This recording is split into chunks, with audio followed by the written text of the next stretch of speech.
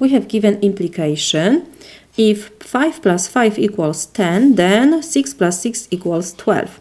Let me put that 5 plus 5 equals 10 is our simple statement P, and 6 plus 6 equals 12 is our simple statement Q.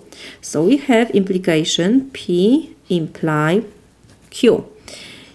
We have to find converse. The converse of implication P imply Q is, let me write this, converse is Q implies P.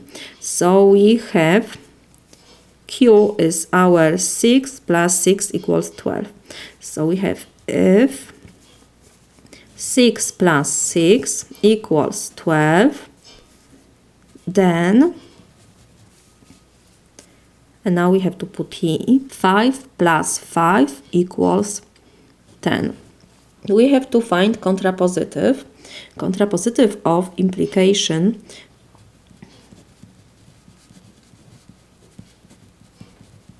is not Q implies not P. So we have to negate Q and P statement. So we have if, and we have not Q, so negation of for equation we have here, so it will be 6 plus 6 is different than 12, then negation of equation again, so we have 5 plus 5 is different than 10. This is my solution.